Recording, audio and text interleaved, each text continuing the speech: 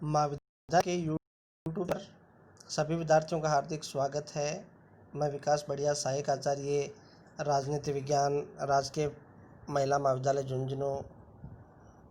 विद्यार्थियों, आज हम मौलिक अधिकारों के बारे में डिस्कस करने वाले हैं।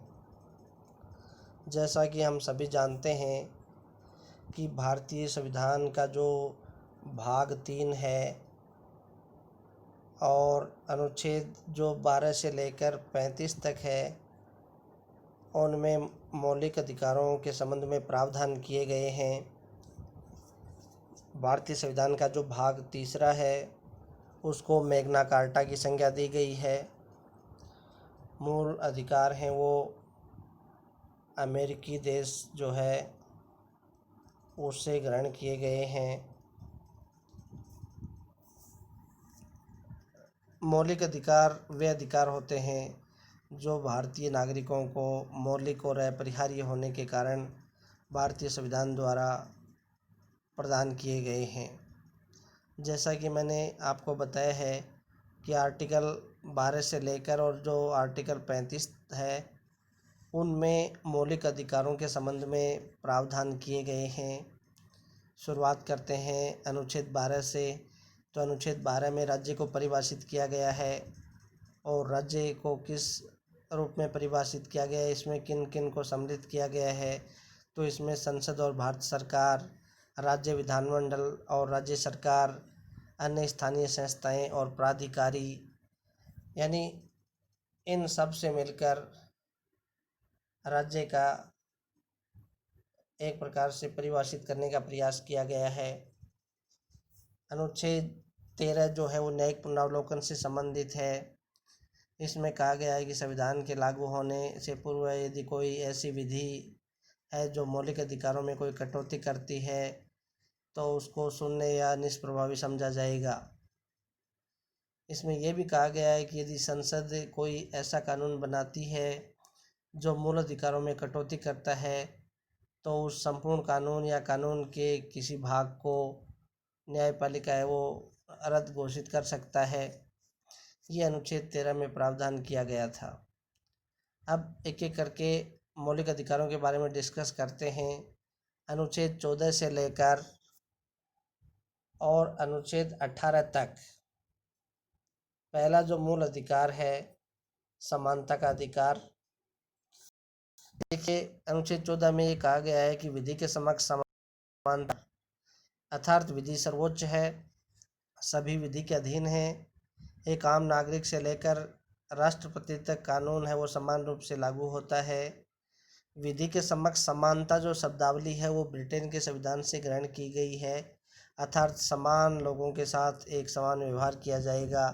ये विधि के समक्ष समानता का आशय है। विधि का समान संरक्षण जो है, ये जो शब्दावली है ये अमेरिकी देश से ग्रहण की गई है। इसमें ये कहा गया है कि नागरिकों के बीच तर्कसंगत आधार पर भेदभाव किया जा सकता है। तो ये पहला अनुच्छेद 14 जिसमें विधि के समक्ष समानता की बात की गई है। अनुच्छेद 15 जो है इसमें ये प्रावधान किया गया है कि धर्म, वंश, जाति, लिंग के आधार पर नागरिकों में किसी प्रकार का कोई भेदभाव है वो नहीं किया जाएगा। अनुच्छेद 15(4) में ये प्रावधान है कि राज्य सामाजिक और जो शैक्षणिक दृष्टि से जो पिछड़े हुए लोग हैं उनके लिए राज्य विशेष उपबंध करेगा। अगला जो आर्टिकल अनुच्छेद जो है वो है अनुच्छेद 16। इसमें ये कहा गया है कि लोक नियोजन के विषय में अवसर की समानता, यानी रोजगार प्राप्त करने के जो अवसर हैं वो सभी को समान रूप से उपलब्ध होंगे। अनुच्छेद 16(4) में ये प्रावधान है कि राज्य सामाजिक और आर्थिक दृष्टि से जो पिछड़े हुए लोग हैं उनके लिए विशेष उपबंध करेगा, विशेष प्रयास करेगा। अनुच्छेद 17 में अस्पृश्यता है उसको निषेध घोषित किया गया है, अस्पृश्यता का अंत किया गया है। संसद ने अस्पृश्यता को रोकने के लिए अस्पृश्यता रोकथाम अधिनियम 1955 भी पारित किया है। अनुच्छेद 18 में उपाधियों का अंत किया गया है, यानी राज्य नागरिकों को विद्या और सेना को छोड़कर कोई ऐसी उपाधि प्रदान नहीं करेगा जो नागरिकों में किसी भी प्रकार का कोई भेदभाव फैलाती हो।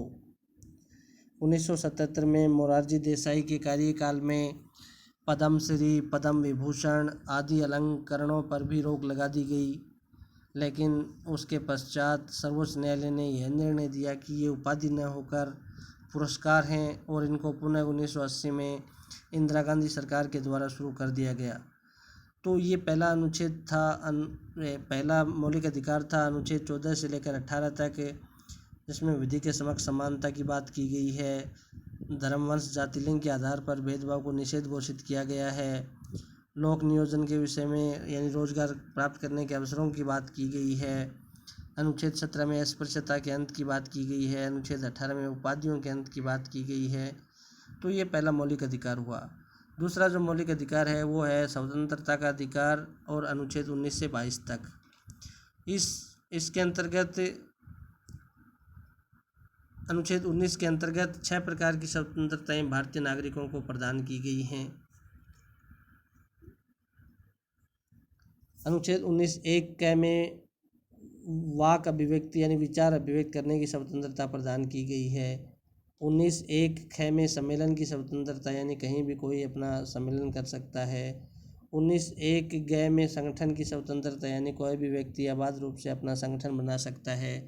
अनुच्छेद 19(1) घ में ये कहा गया है कि अबाध रूप से कहीं भी घूम सकता है, विचरण कर सकता है, संचरण कर सकता है।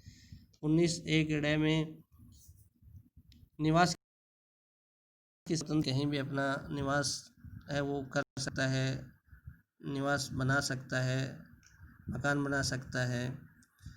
19(1) च है उसमें संपत्ति संबंधी स्वतंत्रता थी, जिसको 44वें संविधान संशोधन 1978 के माध्यम से हटा दिया गया।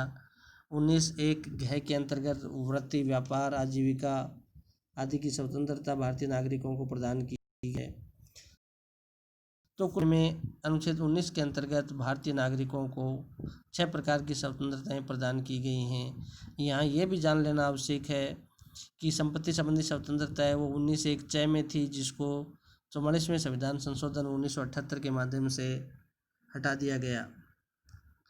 अब देखिए, स्वतंत्रता है उसके ऊपर युक्तियुक्त प्रतिबंध भी लगाए जा सकते हैं, जैसे आर्टिकल 19(2), 19(3), 19(4), 19(5) और 19(6). इन अनुच्छेदों में ये जो स्वतंत्रताएं थी 6 प्रकार की, इनके ऊपर युक्तियुक्त प्रतिबंध लगाए जाने संबंधी प्रावधान भी किए गए हैं। अनुच्छेद 20 के अंतर्गत ये प्रावधान किया गया है कि अपराध दोष सिद्धि के संबंध में विशेष संरक्षण प्रदान किया गया है। अर्थात इसमें कुछ बातों को सम्मिलित किया गया है कि यदि किसी व्यक्ति के विरुद्ध अपराध जब तक सिद्ध नहीं हो जाता तब तक उसको अपराधी घोषित नहीं किया जा सकता। तो पहली बात तो ये है कि जब तक कि किसी व्यक्ति के खिलाफ अपराध सिद्ध नहीं हो जाता तब तक उसको अपराधी घोषित नहीं किया जा सकता। एक ही अपराध के लिए किसी व्यक्ति को 2 बार दंडित नहीं किया जा सकता, यानी दोहरे दंड से इसमें प्रावधान किया गया है कि एक ही अपराध के लिए किसी व्यक्ति को 2 बार दंडित नहीं किया जा सकता। अपराध किए जाने वाले व्यक्ति पर भूतलक्षी विधि लागू होगी, न कि संशोधित विधि। यानी जिस व्यक्ति ने जिस समय जो अपराध किया है उस समय जो सज़ा थी या जो कानून था वही उसके ऊपर लागू होगा। बाद में यदि संशोधित विधि है वो उसके ऊपर लागू नहीं की जाएगी। यदि उसमें किसी प्रकार का बाद में कोई परिवर्तन किया जाता है तो वो उसके ऊपर लागू नहीं होगा, उसके ऊपर केवल भूतलक्षी विधि है वो ही लागू होगी। अनुच्छेद 21 में नागरिकों को प्राण और दैहिक स्वतंत्रता संबंधी अधिकार प्रदान किया गया है। सभी को गरिमामय जीवन जीने की पूर्ण स्वतंत्रता प्रदान की गई है। अनुच्छेद 20 और 21 को छोड़कर सभी मौलिक अधिकार हैं वो आपातकाल में निलंबित किए जा सकते हैं। 86वां जो संविधान संशोधन 2002 के माध्यम से एक नया अनुच्छेद 21 क है वो जोड़ा गया है और इसमें ये प्रावधान किया गया है कि 6 से 14 वर्ष तक की आयु के जो बच्चे हैं उनको अनिवार्य और निःशुल्क शिक्षा वो प्रदान की जाएगी। अनुच्छेद 22 में यह है कि कुछ दशाओं में गिरफ्तारी से संरक्षण और निरोध का प्रावधान किया गया है। इसके अंतर्गत ये प्रावधान किया गया है कि मान लीजिए किसी व्यक्ति को गिरफ्तार किया जाता है तो उसके 24 घंटे के अंदर अंदर उसको मजिस्ट्रेट के समक्ष पेश किया जाएगा, ताकि मजिस्ट्रेट उसकी गिरफ्तारी का कारण जान सके। यदि किसी को अवैध तरीके से बंदी बनाया गया है तो उसको इसके अंतर्गत छोड़ा भी जा सकता है। अपनी इच्छानुसार वकील से परामर्श करने की पूर्ण स्वतंत्रता उसको प्रदान की जाती है। गिरफ्तारी को कारण जानने का पूर्ण अधिकार उसको प्राप्त होता है। निवारक निरोध में ये प्रावधान है कि किसी भी व्यक्ति को संख्या के आधार पर गिरफ्तार करके 3 माह से अधिक समय तक नज़रबंद नहीं रखा जा सकता, और इससे अधिक 3 माह रखने के लिए उच्चतम न्यायालय से प्रमाण पत्र प्राप्त करना आवश्यक होगा। उच्चतम न्यायालय के प्रमाणित करने के पश्चात ही इसको आगे बढ़ाया जा सकता है। तो ये था दूसरा मौलिक अधिकार, स्वतंत्रता संबंधी मौलिक अधिकार। तीसरा जो है वो है शोषण के विरुद्ध अधिकार, जो अनुच्छेद 23 और 24 में है। अनुच्छेद 23 में तो बलात् श्रम का निषेध किया गया है, और 24 में ये प्रावधान किया गया है कि 14 वर्ष से कम आयु के जो बच्चे हैं उनको किसी जोखिम भरे कार्य में नहीं लगाया जाएगा। अगला जो मूल अधिकार है वो धार्मिक स्वतंत्रता का अधिकार, जो अनुच्छेद 25 से लेकर 28 तक है। अनुच्छेद 25 में ये प्रावधान किया गया है कि धार्मिक अंतःकरण की स्वतंत्रता प्रदान की गई है। कोई भी व्यक्ति अपनी इच्छानुसार किसी भी धर्म को ग्रहण कर सकता है, किसी भी धर्म की उपासना कर सकता है, किसी भी धर्म को ग्रहण कर सकता है। इसके अंतर्गत सिखों के विषय में ये बताया गया है कि सभी धर्मों के लोगों को अपने स्वयं के धार्मिक मामलों के प्रबंध करने की पूर्ण स्वतंत्रता प्रदान की जाएगी। अनुच्छेद 27 में यह है कि किसी धर्म विशेष की अभिवृद्धि के लिए किसी भी व्यक्ति को कर देने के लिए बाध्य नहीं किया जाएगा। अनुच्छेद 28 में यह है प्रावधान है कि सार्वजनिक शिक्षण संस्थानों में या सरकार द्वारा अनुदान प्रदान की गई संस्थाओं में किसी धर्म विशेष से जुड़ी हुई कोई शिक्षा नहीं दी जाएगी।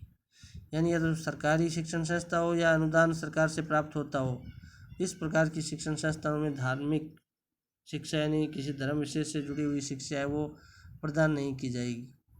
अगला जो मूल अधिकार है, जो मौलिक अधिकार है, वो है शिक्षा और संस्कृति का अधिकार, जो 29-30 अनुच्छेदों में है।